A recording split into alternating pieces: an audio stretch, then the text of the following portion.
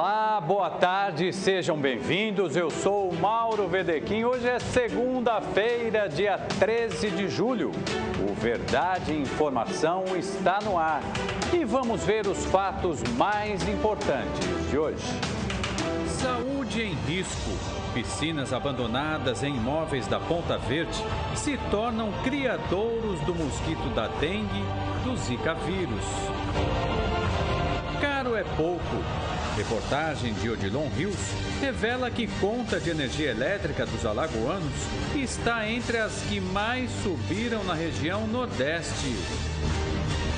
Tem novidade. A partir de hoje, sempre às segundas-feiras, Fidelan Araújo traz as notícias do esporte no Verdade e Informação. Mais uma vez, boa tarde para você que nos acompanha. Vamos atualizar o horário, 1h34 desta segunda-feira. Uma excelente semana para você.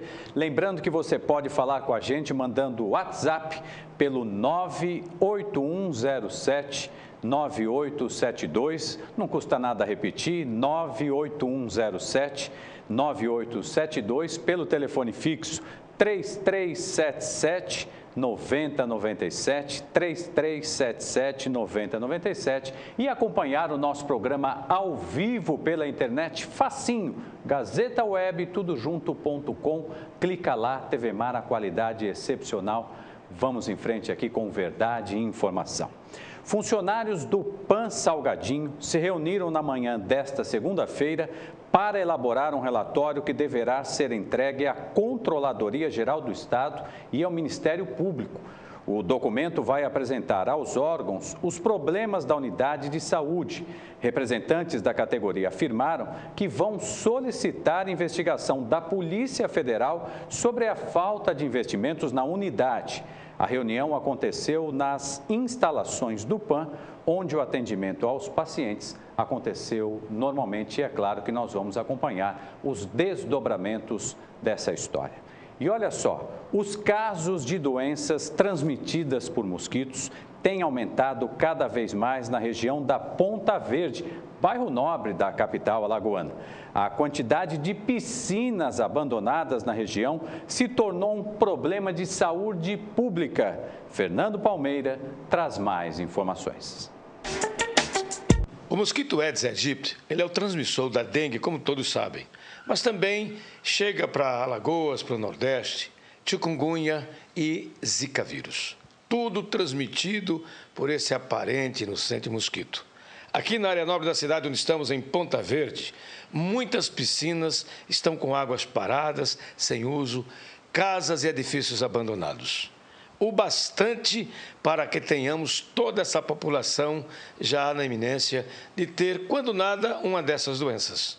Estou aqui ao lado de Mariluz Costa, que é uma das vítimas dessas doenças transmitidas pelo Aedes aegypti. A senhora, ao que tudo indica, foi acometida pela Zika vírus. Zika vírus. O que é que a senhora gostaria de dizer para as autoridades sanitárias e para a comunidade que deixa a piscina abandonada?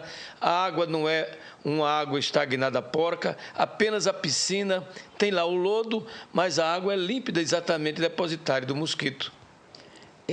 Com relação a essa piscina, já foi feito reclamações, vieram aí, a pessoa explicou que eu estou tratando. E pronto, acabou, foi embora e continuou. Agora, como eu fiquei doente, me incomodou mais uma vez. Por isso que eu estou falando sobre essa piscina que fica atrás do meu prédio. A senhora ou alguém, a senhora tomou conhecimento de alguém que já teve quando nada dengue ou a chikungunya mesmo, ou Zika vírus? Não. Inclusive, eu perguntei na portaria se o porteiro sabia de alguém daqui do prédio. Falou não. Eu posso ter pego em outro lugar, mas aquele ali que me chama a atenção e eu quero dizer que aquilo lá não está legal. A senhora chama a nossa reportagem porque, quando nada, uma prevenção deve ser feita e chamar a atenção de outros que tenham águas paradas, piscinas sem uso ou sem o tratamento dessas águas. Isso. É isso mesmo. Porque, veja bem, nós temos prédios aqui em construção, mas está em movimento. Agora, aquela lá está demais. Inclusive, o proprietário esteve aí de manhã e ontem, levou todo o material que poderia estar acumulando água, como balde, plantas, uma série de coisas e levou daí. Então, logo ele sentiu que a coisa não está boa. Agora, a piscina não tratou, continua suja. A piscina chama atenção porque é um equipamento grande, mas às vezes dentro do apartamento, na residência, tem aquela plantinha inocente com aquela água. Isso também é o bastante para que o mosquito prolifere. Isso, é verdade. A senhora tem esses cuidados? muito cuidado mesmo. O que é que a senhora gostaria de dizer para as demais donas de casa, para a comunidade, daqui da Ponta Verde principalmente? Olha, a gente não tem muito o que dizer não, porque eles sabem que devia fazer. Agora, por que não fazem muitas vezes? Não tem interesse, pensa que não vai ficar doente. Eu também achava que eu não ia ficar doente, estou. Quais são os sintomas que a senhora tem? Eu sinto muita dor no corpo, coceira, febre e dor de cabeça. Chegou a ter algumas placas na pele? Aqui, né? Avermelhado, nos rostos, nos braços. Nos braços. Hoje eu estou com umas pernas que doendo muito. Desde quinta-feira que eu estou assim, com muita dor. Febre? Também. Tive febre. Bom, é o exemplo que a gente traz, prestando serviço pela TV Mar, chamando a atenção não apenas as autoridades sanitárias que fazem as suas campanhas, quando são chamadas, chegam, têm um trabalho importante, preventivo, mas muitas vezes bate a porta de apartamentos, casas e ninguém dá ouvidos, ninguém abre a porta com suas ações por temer assaltos, etc. E muita gente travestida desse tipo de agente de saúde vem para assaltar. Mas é preciso, se é o caso de não querer receber ninguém em casa por questão de segurança, dê uma olhadinha na plantinha inocente, na aguinha que está parada em algum ponto da casa ou do apartamento e olhe bem a piscina da sua casa ou do seu apartamento, se ela não está tendo uso e a água está parada, mesmo que a água não seja suja no sentido da palavra, mas que tem lá no fundo da piscina o lodo que é criado natural por uma água que não é tratada, mas é uma água propícia a ser depositário dos ovos do mosquito Aedes aegypti, transmissor da dengue, chikungunya, e agora, por último, Zika vírus, que está nessa onda, acometendo a todos, principalmente em nossa capital, independente de ser aqui área nobre ou periferia da cidade. Aqui da Ponta Verde, com as imagens do Valdemir Soares, Fernando Palmeira, para a TV Maracanã 25 da organização Arnon de Melo, na NET. Muito obrigado ao meu amigo Fernando, boa semana para você. Me parece, nesse caso, acho que o telespectador vai concordar comigo, neste caso específico aí da reportagem, pelo que nós entendemos, o proprietário do imóvel não reside lá. Se ele não usa a piscina, então esvazia a piscina, resolve esse problema, já que a gente sabe que cuidar como se deve da piscina, porque na própria imagem da reportagem a gente tinha num outro imóvel uma piscina limpinha. A diferença ali era visível entre o que é limpo e o que é sujo. Então, nesse caso, meu amigo, esvazia a piscina e resolve esse problema, porque realmente ali virou um berçário de mosquito e aí não dá. Nesse caso da Zika, Alagoas já tem confirmado mais de 5 casos do Zika vírus. Então, o alarme está aí, todo mundo sabe disso e eu não canso de repetir aqui. Essa combinação que nós temos no inverno de chuva com o calor, como é o dia de hoje, aqui pelo menos aqui na parte baixa da capital, é tudo que o mosquito deseja para se procriar. Mas vamos continuar falando de saúde. Olha só, pouco mais de 2 milhões de reais serão destinados a programas de residência médica em áreas do Sistema Único de Saúde de Alagoas. A portaria que trata do assunto foi publicada no Diário Oficial da União desta segunda-feira. Segundo o documento, os recursos serão repassados para a Santa Casa de Misericórdia de Maceió, que tem gestão estadual. E vamos em frente aqui agora para falar da Operação Volta às Aulas. Equipes de educação de trânsito da SMTT alertam pais, condutores e motoristas de transporte escolar sobre a atenção que se deve ter próximo às áreas escolares. A Operação Volta às Aulas acontece em Maceió durante toda a semana. A minha colega Laira Santa Rosa tem todos os detalhes. E a semana começou com o retorno do calendário escolar aqui em Alagoas.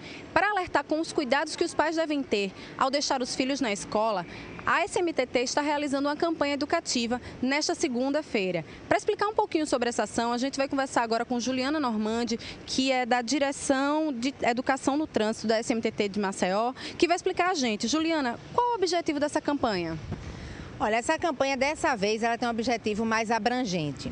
Primeiro, nós estamos aqui orientando a todos os pais como deve deixar seu filho no embarque, desembarque, de que forma deve ocorrer esse embarque e desembarque. Enfim, não pode parar em fila dupla, porque senão você vai estar atrapalhando o trânsito. Estamos fazendo toda essa parte educacional, bem como, junto com os fiscais de transporte, estamos orientando as vans escolares, que elas devem se comportar de outra forma. Em fevereiro vão mudar as leis, a legislação vai ser alterada e, consequentemente, eles vão ter que estar adequados a tudo isso, né? Então, essa é a nossa função, junto com os agentes de trânsito também, que estão aqui para ajudar na travessia. Então, todo mês e durante todo o ano, são 6 meses que nós vamos estar fazendo essa ação. Todos os dias estaremos na escola, voltaremos àquela escola para ver o resultado que deu de toda essa educação. Nosso objetivo realmente é exterminar com paradas em fila dupla, embarque e desembarque, de forma que as crianças estejam em perigo, van escolar que não está respeitando as regras e, enfim, nós queremos a segurança mesmo na frente da escola. Isso é uma coisa que tem sido solicitada pelas escolas e pela população há muito tempo. E agora nós vamos realmente pegar muito pesado nisso. Juliana, você falou da questão do transporte escolar, né? Como é que os pais devem escolher que tipo de transporte escolar para o seu filho? Isso é muito importante, essa pergunta. Olha só, o transporte escolar, ele tem que estar cadastrado na SMTT. Se ele está cadastrado na SMTT, ele passa por uma fiscalização, onde se vê se aquele transporte está adequado ou não para carregar seus filhos. Veja bem, existe muito transporte clandestino, onde ele não é orientado. Existem pessoas lá dentro que não estão adequadas. Às vezes a gente vê até motorista de transporte escolar sem usar o cinto de segurança, sem camisa e levando os nossos filhos de casa para a escola. Gente, transporte escolar clandestino é uma coisa muito séria. E quem está levando os nossos filhos para a escola e trazendo de volta também é uma coisa muito séria. Isso a gente tem que ver direitinho e é na SMTT. Com quais dicas você poderia dar para os pais? Quais as dicas que você poderia dar para os pais que estão em casa agora em relação à questão nessa hora de deixar o filho na escola, levar? Que tipo de dica você pode dar?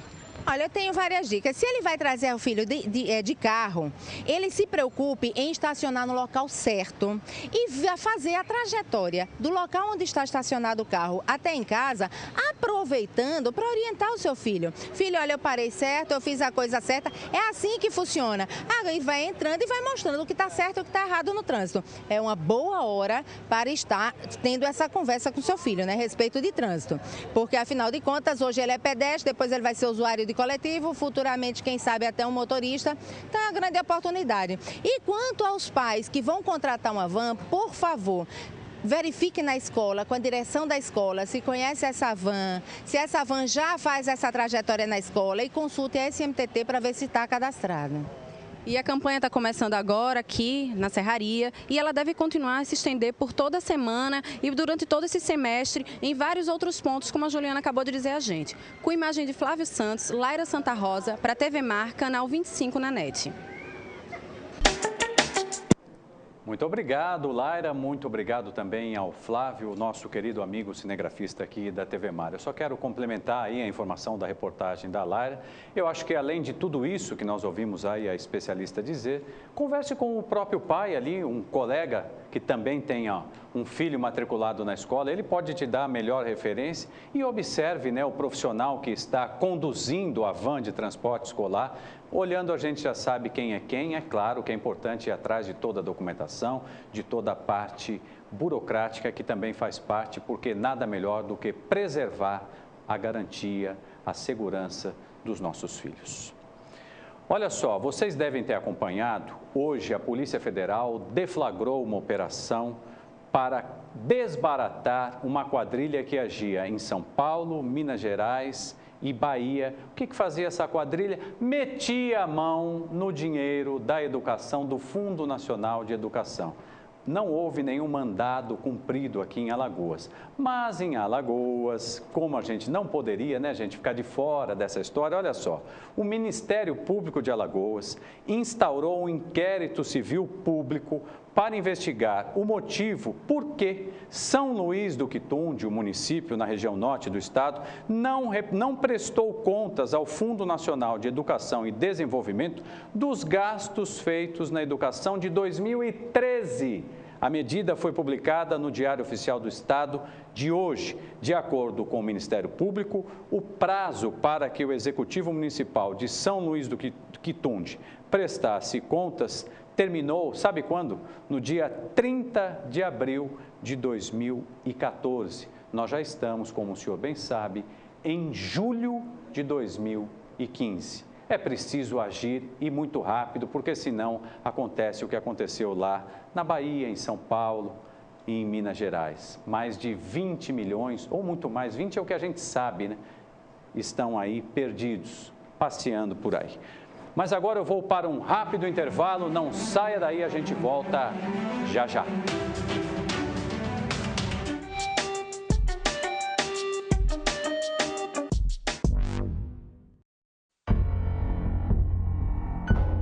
Você sabe o que ele faria se alguém o provocasse xingando, ofendendo, chamando para a briga? Nada. Minha vida vale mais do que qualquer briga ou discussão. No Brasil, centenas de pessoas são mortas por motivos fúteis. Conte até 10. A raiva passa, a vida fica. Paz. Essa é a atitude. Uma campanha do Conselho Nacional do Ministério Público e ENASP. Você sabe o significado dos 5 R's da educação ambiental? Fique sabendo. 5 ações para um futuro melhor. 5 práticas para uma vida sustentável. Essa história teve início nos anos 70 do século passado, quando as questões ambientais começavam a preocupar muita gente. Assim, criou-se o conceito dos 3 R's. O primeiro R é reduzir. Isso mesmo, reduzir o consumo, comprar só o necessário e escolher produtos com maior durabilidade. O segundo R é reutilizar, ou seja, usar um produto mais de uma vez para outro fim. Quer um exemplo? Quando acabar o doce de um pote de vidro, você pode usar a embalagem para guardar outra sobremesa. O terceiro R é reciclar. Nem todo material pode ser reciclado, mas o plástico, o metal, o papel e o vidro, por exemplo, podem ser separados e transformados outra vez pela indústria, diminuindo a extração de matéria-prima da natureza. Mas o tempo foi passando e pesquisadores e ambientalistas viram a necessidade da colaboração de mais 2 R's. O quarto R é recusar. Sim, recusar produtos fabricados sem respeitar a natureza ou que prejudiquem o meio ambiente. E por fim, o quinto R, o R de repensar. Precisamos sempre refletir sobre os nossos hábitos de consumo e adotar práticas sustentáveis. Os 5 R's são ações e práticas para um mundo melhor. Fique sabendo! Você sabe qual o papel da Câmara Municipal? Atender as demandas da população através dos vereadores. O melhor jeito de fazer isso é falando diretamente com você. Para isso, a Câmara possui diversos canais que facilitam a sua participação nas muitas melhorias que podemos realizar juntos. Acesse nosso site, fale com a ouvidoria ou participe pessoalmente das sessões ordinárias e audiências públicas. A Câmara quer transformar a capital e com a sua participação a cidade muda mais rápido e melhor. Câmara Municipal de Maceió. Só pode falar de liderança quem realmente é o mais acessado. O GazetaWeb.com supera a marca de 2 milhões de usuários únicos. É o maior site de notícias de Alagoas. GazetaWeb.com. Você conectado com a verdadeira informação.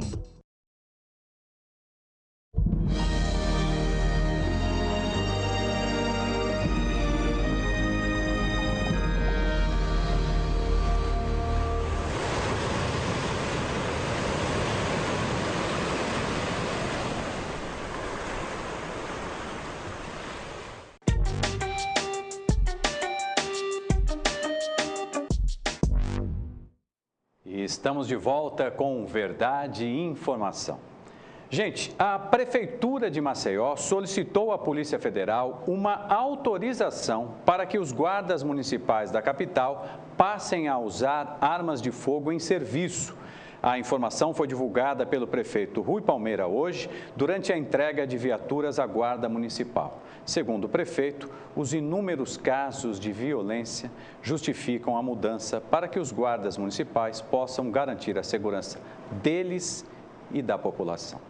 Na semana passada, uma operação de fiscalização notificou 46 estabelecimentos no mercado da produção por irregularidades no descarte de resíduos. Hoje, a Slum voltou aos estabelecimentos para verificar se as recomendações estão sendo seguidas. Fernando Palmeira traz todos os detalhes. A Slum, a Superintendência de Limpeza Urbana de Maceió, também a SEPMA, Secretaria de Proteção Ambiental, além de outros órgãos de fiscalização urbana de Maceió, como a SMCCU, estão atuando em toda a cidade, principalmente aqui nas imediações do Mercado da Produção, Canal das Águas Negras, as avenidas Tércio Vanderlei.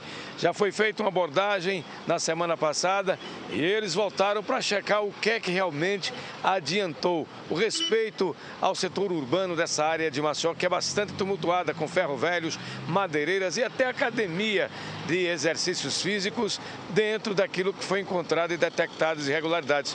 Estou aqui com o Tavares, que é coordenador dessas ações, e ele nos fala sobre o que é que realmente já avançou por aqui, meu caro amigo. Bom dia, Fernando. O avanço já foi satisfatório para a coordenação de limpeza urbana. Nós já constatamos algumas regularidades que foi feita pelos estabelecimentos e conseguimos notificar os estabelecimentos que tentou driblar a nossa fiscalização nas ações passadas. Inclusive, hoje nós já notificamos mais 5 ferro velho, dando prazo para que eles se regularizem perante a Prefeitura de Maceió. Essas ações sistematicamente vão continuar, mas além aqui de toda essa área do mercado da produção, quais outras áreas que a Prefeitura vai atuar? Sim. Nós estamos na primeira etapa aqui nessa área da levada. Eu acredito que no final de semana nós vamos dar um balanço geral de todas as autuações e notificações que nós fizemos e já estamos programando outras ações para outras áreas da cidade de Maceió.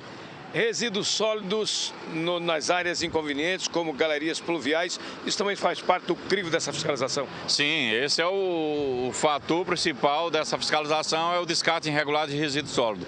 Nós já estamos com as equipes aí fazendo uma fiscalização camuflada para ver quem está fazendo esse descarte irregular.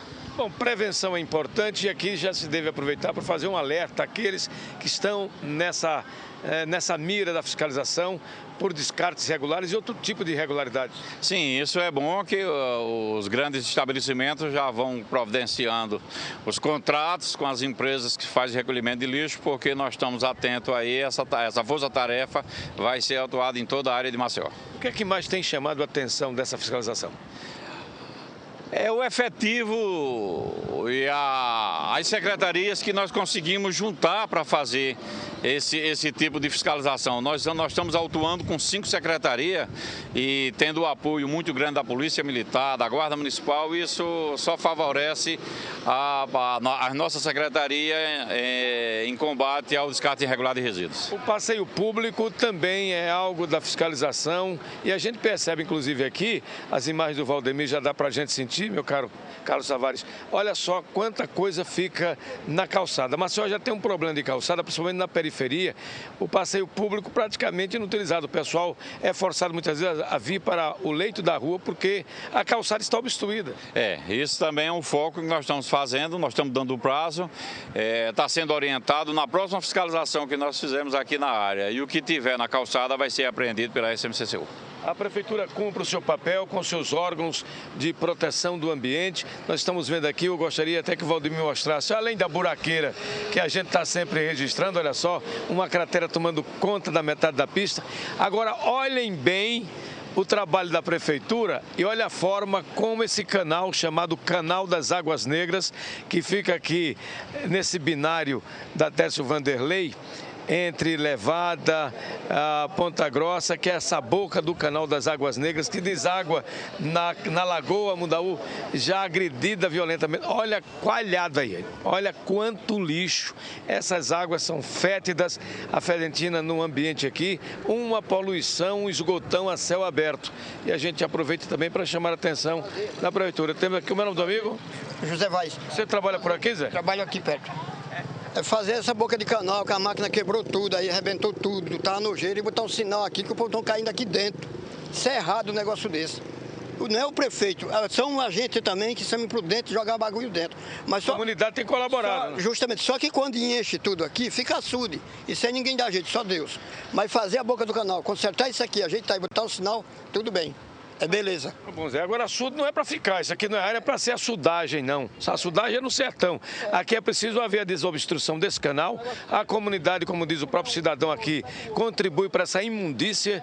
É um esgotão a céu aberto que a gente aproveita, o momento em que a prefeitura está preocupada com a postura, fiscalizando as irregularidades, os dejetos sólidos atirados na galeria de água pluvial e também nessas águas do canal, chamado Canal das Águas Negras, uma poluição aqui e que deságua, assassinando miseravelmente a já agredida Lagoa Mundaú, que é sustento de muita gente e que traz o alimento que é fruto da lagoa, como o sururu principalmente, e que fica aí na iminência de estar contaminado diante de tanta poluição.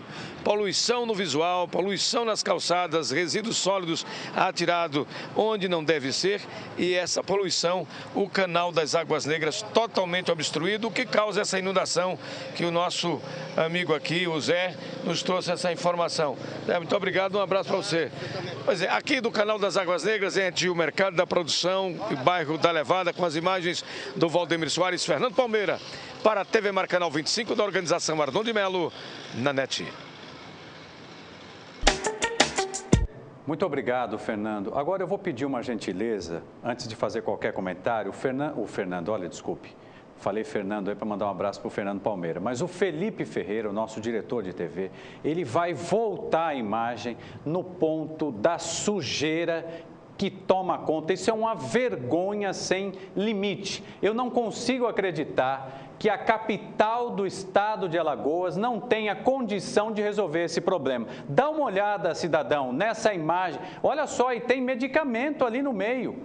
É um descarte que não deveria ter sido feito ali. Nós ouvimos o telespectador ouvido ali pelo Fernando dizer que a população tem culpa e tem mesmo, e tem muita culpa porque não poderia jogar nada ali. Agora, saneamento básico, o nome já diz, gente. Não é possível que Alagoas não possa resolver esse problema. É uma vergonha, isso é um absurdo. Todo mundo paga imposto. Será que a gente não tem condições de fazer o saneamento básico desse lugar? Porque em qualquer país sério, um lugar como esse, onde tem um mercado, ia receber turistas, ia ser um lugar limpo, com atrações, tudo isso. A pessoa vai ao mercado, dá um passeio por ali, toma um cafezinho, toma uma água de coco. Agora, quem vai tomar uma água de coco nesse lugar? O senhor convidaria, senhor Josué, sua namorada para tomar uma água de coco ali? Só se tivesse maluco, a não ser que você queira terminar o namoro, né? Se você quiser terminar o namoro, né, Felipe? Aí você vai, leva para tomar uma água de coco ali, falou, vou levar para dar um passeio. Meu Deus do céu, querido Rui Palmeira, nós adoramos você, mas por favor, não é possível que a gente não tenha dinheiro, recursos para resolver esse problema. Eu repito aqui, tá até, sei lá, é triste. É triste demais conviver com uma situação dessa. E olha que, é claro, isso não é culpa exclusiva e única do prefeito Rui Palmeira. Isso vem de outras e outras administrações municipais, mas que é feio, é. Dá vergonha, não dá não? Dá sim. Olha só, instituída em setembro de 2013, a Comissão Estadual da Memória e Verdade, Jaime Miranda, foi criada para apurar as graves violações de direitos humanos ocorridas no período do regime militar em Alagoas. Sobre isso, eu converso agora com o presidente da comissão, o senhor Delson Lira. Presidente, muito boa tarde, prazer imenso recebê-lo. Boa tarde, Boa tarde, telespectadores. Começo essa entrevista lhe perguntando o seguinte, até para a gente poder, presidente, esclarecer para o nosso telespectador um pouco. Sim. O que é a comissão? Quando se cria uma comissão, ela não tem o poder de julgar e punir, mas eu acho que ela tem um papel muito importante de abrir esse baú histórico. É por aí? Eu estou correto na minha avaliação, presidente? Perfeito. Boa tarde mais uma vez. Boa tarde mais uma vez, boa tarde aos telespectadores. É exatamente esta a perspectiva e a expectativa, Mauro. As comissões de verdade pelo Brasil afora, a começar pela Comissão Nacional, elas foram instituídas em razão dessa imensa dívida que o Estado brasileiro, no sentido amplo de sociedade brasileira, deve a si mesmo, sociedade brasileira, a respeito do que ocorreu, que nós chamamos tecnicamente de graves violações de direitos humanos, caracterizadas principalmente por mortes, desaparecimentos forçados, tortura, prisões ilegais, certas e outras barbaridades mais, que uma das características das comissões é exatamente que o inusitado está ali. Então, este inusitado precisa ser documentado, precisa ser posto à disposição das pessoas que sobreviveram, dos familiares daqueles que não sobreviveram, enfim, e da sociedade como um todo, sempre baseado naquele lema que é das comissões como um todo. Nós não podemos esquecer que é para que jamais volte a acontecer. Delcio, nesse momento são 2 horas. Riva, você tem como colocar a hora certinha aí para a gente? Por favor. Olha, são 2 horas e 3 minutos. 2 horas e 3 minutos. Nesse momento, presidente, eu tenho certeza, muitos estudantes estão voltando para casa, começando a almoçar. E eles talvez não saibam. Houve mesmo a presença da ditadura aqui no estado de Alagoas? Porque muita gente ouve falar mais no eixo Rio-São Paulo em relação a isso e no Araguaia. Mas e aqui em Alagoas? Queria que o senhor explicasse isso antes da gente falar do trabalho maior da comissão. Perfeito. Em Alagoas nós temos nitidamente 2 situações. A primeira e até mais conhecida é de que vários brasileiros, notáveis brasileiros, que tiveram suas atuações combativas, atuações políticas, fora do estado de Alagoas, a exemplo do Jaime Miranda, do Manuel Lisboa, do Odijas e mais de uma dezena deles, que tornaram-se notáveis por suas atuações fora do estado de Alagoas. Isso é um fato. No entanto, aqui mesmo em Alagoas, nós tivemos muitas pessoas que atuaram nos limites do estado, pessoas que às vezes até passam desapercebido porque não há uma memorialidade disto. Muitos alagoanos foram presos, foram até condenados injustamente, outros foram presos sem processo, muitos, não são poucos. Um exemplo mais conhecido, a Marivone, que é integrante da comissão, que foi casada com o falecido Odijas, e com ela pessoas, grupos muito grandes, muito consideráveis que tiveram atuação no estado de e foram perseguidas por isto. Uma figura pública, que falo exatamente por ser uma figura pública, o hoje deputado federal Ronaldo Lessa, chegou a ser preso mais de uma vez, sem processo, foi perseguido, passou em concursos e foi proibido de assumir os cargos que legitimamente foi aprovado, em razão simplesmente de ser um líder estudantil e ao mesmo tempo no campo do esporte, porque ele era uma liderança nessa área e passou a ser tratado como um risco para o Estado então estabelecido. Mas nós temos essas duas situações. Presidente, recentemente houve uma reunião com o governador Renan Filho, né? Sim. Qual é o desdobramento dessa reunião? Qual é a sua expectativa para o trabalho da comissão daqui para frente? A nossa expectativa é muito positiva. A comissão tem esses 2 anos de existência que está para terminar. E esses organismos, até por serem compostos, como é o caso da comissão, de voluntários, nós somos todos voluntários, nós temos uma carência muito grande de infraestrutura. Precisamos de um aparelho logístico próprio. Isso nem sempre é o ideal, não se obtém o ideal.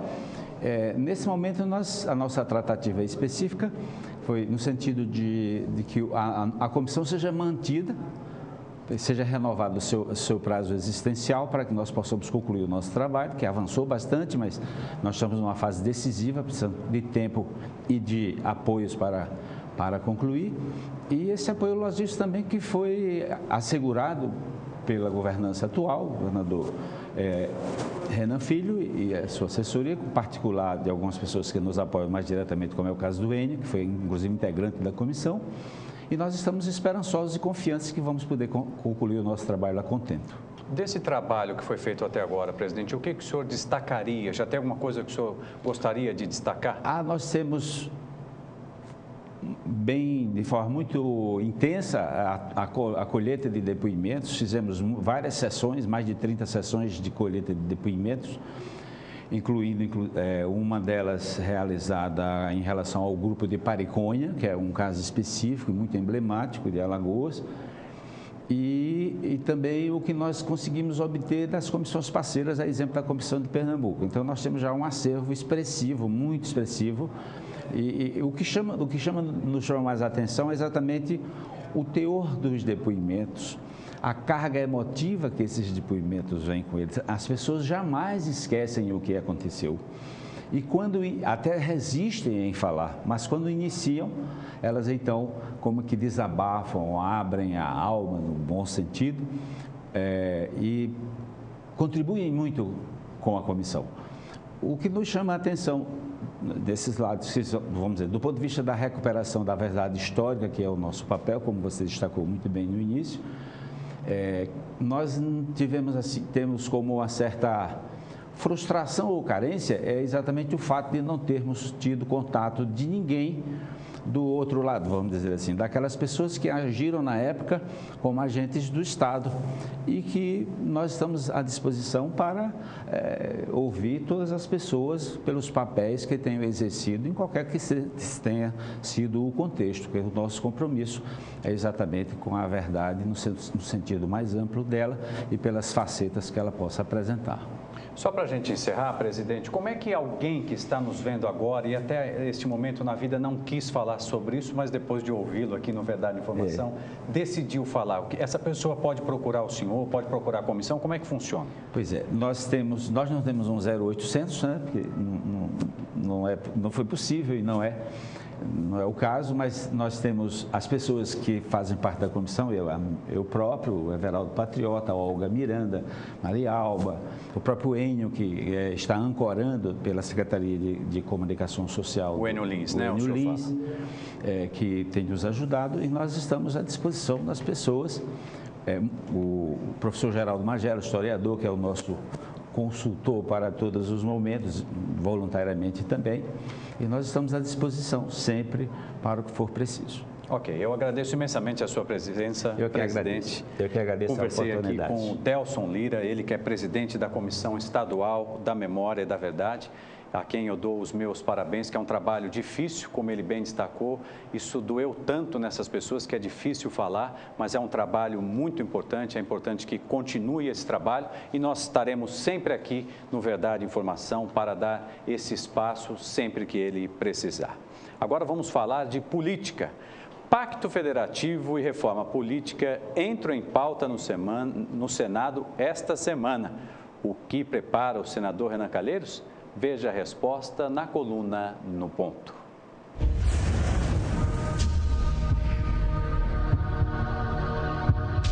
O Senado programa para esta semana a votação de alguns pontos da reforma política e do Pacto Federativo. São dois assuntos que mexem com dinheiro, mas o pacto pode corrigir uma distorção. Alagoas repassa pouco mais de 750 milhões de reais para a União por ano para pagar dívida, mas os recursos da segurança e da saúde sufocam as despesas. Diz o orçamento que devemos gastar até o final do ano quase R$1 bilhão no combate à violência. Isso em meio ao ajuste fiscal, à queda no repasse do Fundo de Participação dos Estados e aos serviços públicos ruins oferecidos ao povo. 7 em cada 10 alagoanos dependem do SUS. Há ainda a repartição dos tributos federais, os royalties do petróleo, questões judicializadas em torno dos repasses do Fundeb, virando disputa com o Ministério da Educação. Não é um assunto simples para ser resolvido em uma semana, porque nem o Senado quer gerar novas despesas ao governo, nem o governo quer pagar a conta. Daí vem a dúvida. Renan Calheiros colocará exatamente o que em votação? E a reforma política mexerá no financiamento das campanhas? Renan, em fase bélica com a presidente Dilma Rousseff, mostrará a cara e o poder como presidente do Senado. E a semana promete ser movimentada.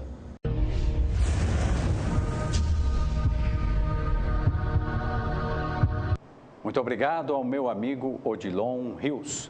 Mas agora vamos falar de mercado financeiro. Vamos ver aqui a cotação do dólar nesta segunda-feira, dia 13 de julho. Olha aí, dólar comercial para compra R$ 3,16. Para venda o mesmo valor, R$ 3,16. Dólar turismo para compra R$ 3,01 e para venda R$ 3,36. Nós temos aqui embaixo o índice Ibovespa. Olha só, uma boa notícia. Nesse momento, a Bolsa de Valores do Estado de São Paulo sobe 0,57%. Me parece que um pouco dessa subida tem a ver com o resultado positivo lá do acordo lá na Grécia. Isso já refletiu positivamente nas bolsas da Europa e da Ásia. Me parece que em São Paulo também, a Bolsa de Valores de São Paulo sofre aí esse efeito, cotada em alta, nesse momento em alta de 0,57% a 52.891 pontos. E agora é hora da nossa Polane Santos, a jornalista Polane Santos, produtora sempre com notícias importantíssimas. Boa tarde, Polane. Boa tarde, Mauro. Boa segunda-feira, excelente semana para você, para sua família e para todos que nos acompanham. O que você tem para nós? Olha, para a gente não perder o ritmo aqui da questão da economia, a informação que eu tenho para passar hoje é que o governo federal, tentando minimizar os efeitos dessa crise pela qual o país vem passando, ele publicou mais uma medida provisória. Dessa vez, a medida ela permite o aumento, ele permite o aumento de limite para obtenção do crédito consignado. O texto aumenta de 30% para 35% o limite de desconto, sendo que 5% tem que ser exclusivamente para amortizar dívidas de cartão de crédito. E a gente sabe, né, que muita gente, né, Polane, que tem crédito consignado, muitas vezes é aquele caso. A pessoa mais velha da família, normalmente já se aposentou, aí faz o crédito consignado e empresta para outra pessoa da família e aí está feita mais uma dívida, além do crédito que tem que ser pago, né? Pois é, verdade. E aí essa regra vale para os trabalhadores do setor privado, servidores públicos, aposentados e pensionistas do INSS. E aquela história, como a gente percebe que diante dessa crise a economia está caminhando a passos lentos e aí a arrecadação também tem diminuído, a ideia do governo é justamente aumentar o poder do consumidor de consumo. Gerar crédito. Exatamente, né? que é exatamente isso que faz com que o Brasil continue andando. E a gente precisa consumir para a economia se reerguer. Muito bem. Mais alguma coisa começando a semana? Pois é, mais alguma coisa sim. É que a Universidade Estadual daqui de Alagoas abriu nesta segunda-feira o processo seletivo simplificado para o cargo de coordenador geral do Programa de Apoio à Formação Superior em Licenciatura em Educação no Campo.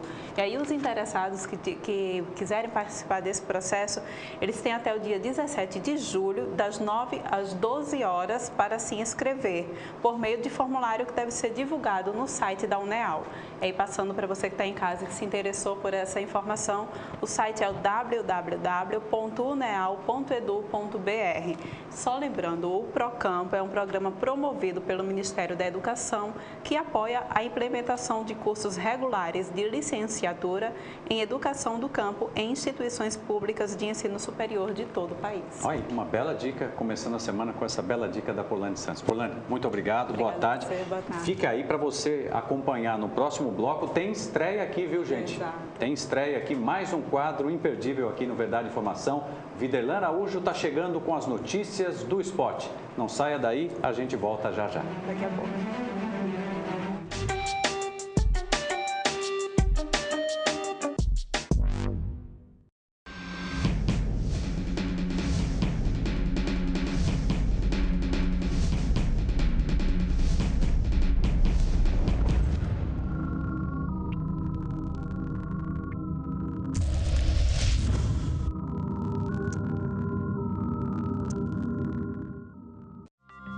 A Laura é do time da defesa, um time que sabe que se alguém oferecer doces ou outra coisa em troca de um carinho em qualquer parte do corpo, não pode ser uma pessoa legal.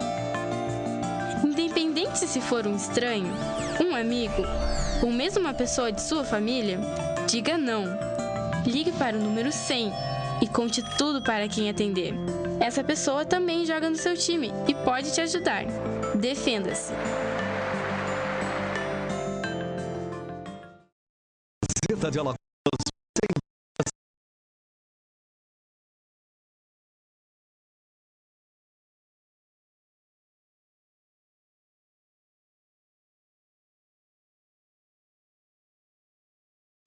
Aproveite e garanta sua assinatura em até 10 vezes sem juros. Gazeta de Alagoas, evoluindo a informação.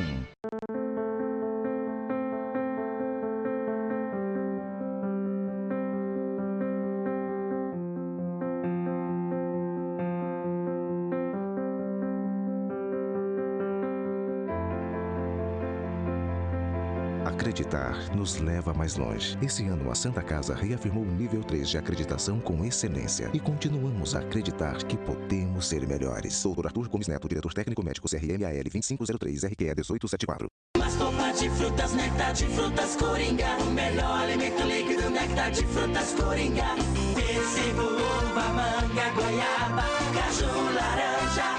É bom demais. 2 sabores light, uva e pêssego. 6 sabores tradicionais. Contém ferro e vitaminas A e C. Néctar de frutas feito pra você. Néctar de frutas Coringa. O melhor da fruta para a sua família. O quanto a indústria é importante para o Brasil? Sem a indústria da moda, a gente não teria se encantado com elas. Sem a indústria automobilística, não teríamos tantos ídolos. Sem a indústria médica, muitas vidas não teriam sido salvas. A indústria química é a base de todas essas indústrias. A Braskem tem orgulho de ajudar a produzir um país tão forte quanto o seu povo. Braskem, estratégica para o Brasil, inovadora para o mundo.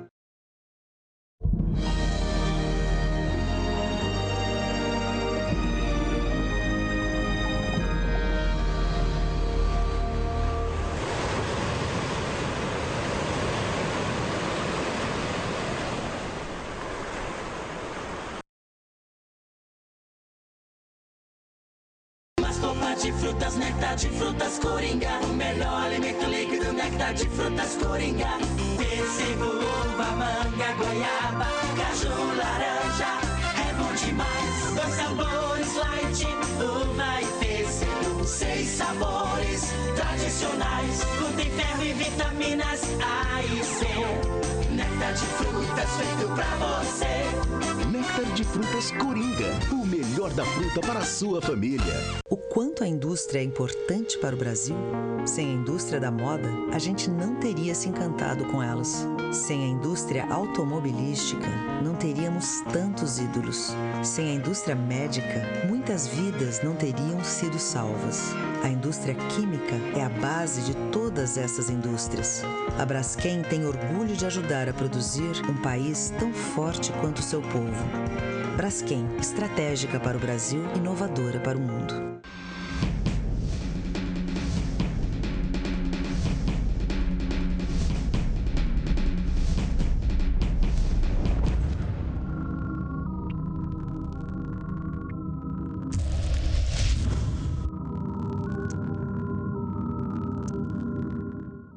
Você sabe qual o papel da Câmara Municipal? Atender as demandas da população através dos vereadores. O melhor jeito de fazer isso é falando diretamente com você. Para isso, a Câmara possui diversos canais que facilitam a sua participação nas muitas melhorias que podemos realizar juntos. Acesse nosso site, fale com a ouvidoria ou participe pessoalmente das sessões ordinárias e audiências públicas. A Câmara quer transformar a capital e com a sua participação a cidade muda mais rápido e melhor. Câmara Municipal de Maceió.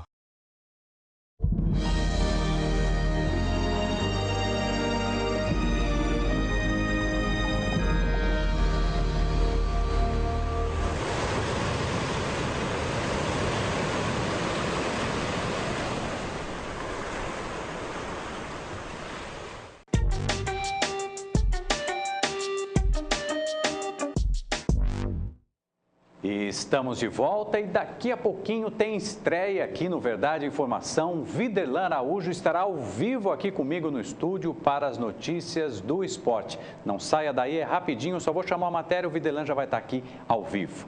E olha só, um estudo aponta que os maceioenses chegam a pagar 330% a mais em iluminação pública que a população de Aracaju e do Recife. Vamos conferir na reportagem de Odilon Rios. A taxa de iluminação pública em Maceió é considerada a mais cara do Nordeste e, em alguns casos, chega a custar 330% mais caro que algumas capitais. Nós vamos tentar entender exatamente esse processo, conversando com o gestor do Nossa Maceió, que é um projeto que fez exatamente esse comparativo com as outras capitais, o João Vitor Catuda. João, para entender isso daí, é necessário a gente ver também a taxa de isenção. E pelo que vocês perceberam, a taxa de isenção na capital, aqui na capital alagoana, ela é considerada menor em relação a outros estados. Explica um pouco disso. Então, Odilon, Maceió, a taxa de isenção é de 60 kWh. Recife é 80 kWh e Aracaju 150 kWh. Então, a taxa de isenção em Maceió, ela já se adequa a poucos habitantes em comparação a Aracaju e Recife. Isso é um pouco ruim para a gente. Vai aglomerando poucas pessoas nessa como é que eu posso dizer, que se encaixam nesses consumidores de 60 kWh. Então, se aumentasse, por exemplo, para 80 kWh, para 100 kWh, a quantidade de pessoas isentas seria bem maior. Então, já em relação à contribuição cobrada no valor no real, em Maceió é cobrada a inicial em R$ 13,12 e Recife R$ 3,00 inicial. Então, a mais cara de Recife chega a ser R$ 13,10, R$ 13,10. Ela consegue ser mais barata do que a inicial da gente. Então, a nossa taxa inicial é mais cara do que a taxa final de Recife, ficando pesado para o bolso do cidadão maceioense. Agora, no caso, exatamente chegando a essa conclusão, vocês fizeram exatamente esse levantamento com o vereador Kleber Costa na Câmara de Vereadores e vocês chegaram a essa conclusão de que, tentando fazer esse comparativo, vocês perceberam que se aumentasse a taxa de isenção, no caso, não a taxa, mas se aumentasse a quantidade de isentos, poderia haver um certo equilíbrio. Seria isso? Seria essa a matemática? Então, a gente não conseguiu ter esse acesso ao vereador. Nós conseguimos levantar a discussão e levar para a Câmara a discussão onde eles debateram na audiência. A maior taxa de isentos seria muito bom, muito melhor assim, para o cidadão maceioense. Aumentando os isentos, teria como equilibrar. Conseguia manter a mesma receita, o mesmo faturamento no município, conseguiria manter os mesmos serviços, só que com mais isentos, você beneficiaria quem mais precisa, no caso. No caso, pelo levantamento do vereador, essa taxa chegou, não a taxa em si, mas a contribuição para o município de Maceió e Uana, ela chegou a crescer 49%. Então, a gente arrecada quase R$5 milhões por mês da taxa de iluminação pública, da antiga taxa que hoje se chama COSIP. Dá para o município viver sem esse dinheiro ou viver com menos desse dinheiro? E a segunda pergunta, encaixando com essa, esse dinheiro é carimbado, ou seja, ele vai exatamente para a taxa de iluminação pública, ele pode ser aplicado em outras áreas? Então, Odilon, o dinheiro não pode ser aplicado em outras áreas. O dinheiro é exatamente para ser gasto com iluminação pública. Então, de acordo com os dados da CIMA, que conseguimos através da internet e tal, a receita da CIMA, os custos que o município tem são bem menores do que os 5 milhões. Então, dá para ele sobreviver com menos do que 5 milhões. Então, se diminuir a contribuição, se aumentar o número de isentos, ainda vai dar para mesmo oferecendo um bom serviço, vai dar para eles custearem bem distribuírem bem esse valor nos serviços e mesmo com um valor menor, mesmo sendo cobrado um menor valor. No entanto, então, vocês começaram um movimento exatamente para sensibilizar a Prefeitura da capital para diminuir esse custo. Isso, com a ideia de diminuir o valor da contribuição e aumentar o valor da isenção, que de início a gente lutava para aumentar a isenção de 60 para 80 kW, mas agora lutamos, depois de estudar e ver que tem possibilidade de aumentar essa isenção, ser de 60 para 100 kW, beneficiaria uma maior quantidade de cidadãos. João, nós agradecemos aí pela sua participação. O João Vitor Catuda, que nós conversamos com ele, que é o gestor do nosso Maceió, exatamente passando esses detalhes sobre a taxa de iluminação pública aqui na capital, que hoje se chama a contribuição, no caso a COSIP, que é a contribuição da iluminação pública, com imagens de Flávio Santos, Odilon Rios, para a TV Mar, canal 25 na NET. Muito obrigado, Odilon. Bom trabalho para você. Gente, agora é um momento especial do Verdade Informação. Tem estreia aqui. Toda segunda-feira o Viderlan Araújo vai estar ao vivo aqui comigo para trazer as notícias do esporte. Hoje, dia 13 de julho, a estreia dele. Boa tarde, Viderlan. Boa tarde. Que prazer recebê-lo. Antes de você falar qualquer coisa, eu quero fazer aqui um reconhecimento que não é meu, ou melhor, não é só meu, é de toda a equipe da TV Mar. Você é um jornalista brilhante que trabalha incansavelmente e sem você, telespectador, sem ele, muito do que o senhor vê não existiria. Assim você me emociona, muito obrigado. Muito obrigado pelo mesmo. reconhecimento. O Júnior Silva, né, o nosso editor de imagens, dando um show nessa parceria de sucesso com você. E vamos falar de esporte. Vamos lá, né? Falar de esporte com muito prazer, né? Aqui no Verdade Informação. Muito obrigado também pelo espaço, Mauro Vedequim.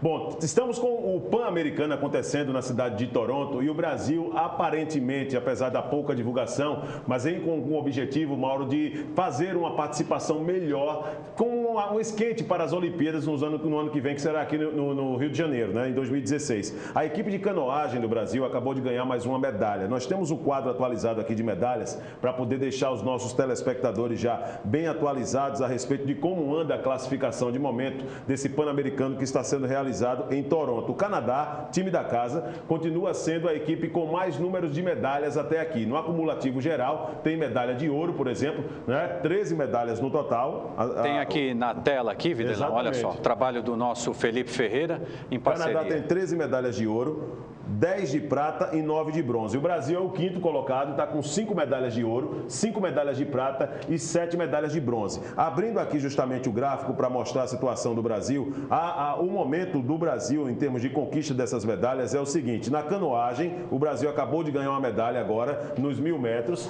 certo? Temos 2 medalhas no judô, uma até 52 quilos, né? Com peso no judô até 52 quilos, no masculino peso meio leve até 66 quilos. Na patinação artística, o Brasil também ganhou medalha, tá certo? Uma medalha de ouro. E no tiro esportivo também, pistola de ar 100 milímetros, aliás, 10 milímetros, o Brasil acabou conquistando também mais uma medalha. Então, são 5 medalhas no total que o Brasil tem de ouro até agora e ocupa a 5ª colocação na classificação geral. É preciso ressaltar também, Mauro Vedequim, que já começou a disputa no campeonato, no futebol masculino. A seleção brasileira derrotou o time da casa, o Canadá, pelo placar de 4-1 e também a seleção brasileira de futebol feminino derrotou a Costa Rica pelo placar de 3-1, o Brasil começando com o pé direito a competição. Ô Viderlan, me permita te interromper para dizer o seguinte: como o Viderlan muito bem disse no início, muitos brasileiros, tenho certeza que muitos alagoanos, nem sabem que o PAN está rolando. Mas é importante a gente dizer, principalmente para assinante da NET,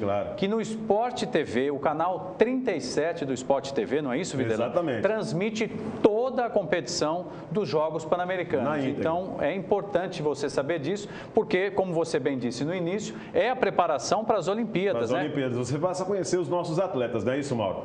Mas vamos lá, trazer os destaques do final de semana. Tivemos também no esporte aqui o final de semana bastante movimentado. Vamos trazer o que é que mais ganhou destaque justamente em outras modalidades esportivas a partir de agora. Vamos ver.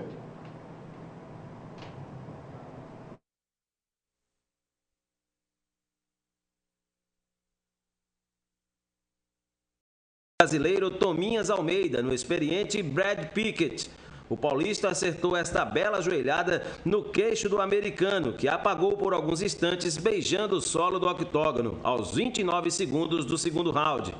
Na luta principal, o abusado Conor McGregor cumpriu a promessa e derrotou Chad Mendes no segundo round com um nocaute duvidoso e ficou com o título interino da categoria. Agora o irlandês vai esperar a definição do comitê para saber quando deve enfrentar o brasileiro José Aldo, que é campeão da categoria peso-pena. No tênis, a americana Serena Williams conquistou o título de Wimbledon pela 6ª vez, com 2-0. Serena derrotou a espanhola Gabrini Muguruza por 2-0 com um duplo 6-4. Serena Williams conquistou a condição de ser a maior vencedora de Grand Slam atualmente. Já no masculino, o número 1 do mundo, Novak Djokovic, conquistou uma vitória em Wimbledon, a terceira na carreira, e novamente sobre o suíço Roger Federer, com 3-1, parciais de 7-6, 6-7, 6-4 e 6-3, em quase 3 horas. O sérvio conquistou o 9º título do Grand Slam na carreira. Pois é, então você está acompanhando o que mais de interessante aconteceu no esporte internacional. Lembrando que nós tivemos também a Série A do Campeonato Brasileiro neste final de semana. Tivemos alguns jogos e vamos colocar na tela para você o que é que de mais interessante aconteceu. No Maracanã, sem Emerson Sheik e o peruano Paulo Guerreiro, que não atuaram por causa de uma cláusula de contrato, o Flamengo enfrentou o Corinthians. Depois da conclusão de Wagner Love, César defendeu e no rebote, Elias, com esse belo toque por cobertura, fez 1-0. No final do primeiro tempo, jogada pelo lado esquerdo e o Wendel fez o segundo do timão. Na etapa final, Jadson concluiu o cruzamento após bela jogada de Elias e fechou o placar. Corinthians 3, Flamengo 0. Em Curitiba, o Fluminense enfrentou o Atlético Paranaense. Gustavo Scarpa, jovem revelado na base do clube, abriu o placar. Sid Clay empatou de cabeça após bela jogada do Walter. Mas o artilheiro Fred, aos 38 minutos, fez o gol da vitória do Fluminense, que segue firme ocupando as primeiras colocações no Brasileirão. Na Arena Pernambuco, um grande público acompanhou o duelo entre Sport e Palmeiras. Matheus Ferraz fez o primeiro para os donos da casa. Leandro Almeida empatou ainda no primeiro tempo e virou no início da segunda etapa.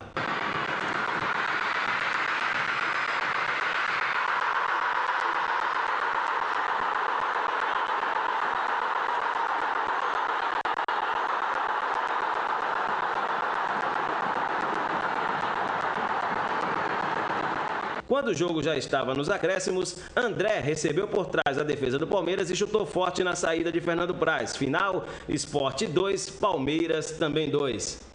Pois é, e depois da Série A do Campeonato Brasileiro, só pra gente finalizar, Mauro Vedequim, o CRB empatou em 0-0 com o Luverdense, jogando no estádio Rei Pelé, e segue na classificação da Série B do Campeonato Brasileiro, ocupando a 11ª colocação com 15 pontos, e o nosso outro clube de Alagoas, o Asa, que joga na Série C do Campeonato Brasileiro, empatou no final de semana com o Salgueiro e segue ocupando a 3ª colocação no Grupo A da competição, Mauro. Maravilha, então... Você já sabe, toda segunda-feira o Videlan vai estar aqui, sempre trazendo as notícias mais importantes do esporte. Videlan, muito boa tarde para você, é um prazer receber. Eu que agradeço a sua participação e agradeço a você também que nos acompanhou até agora. Muito obrigado, tenha uma excelente semana. A gente volta a se encontrar amanhã, terça-feira, 1h30 da tarde. Tchau, tchau, boa semana, até amanhã.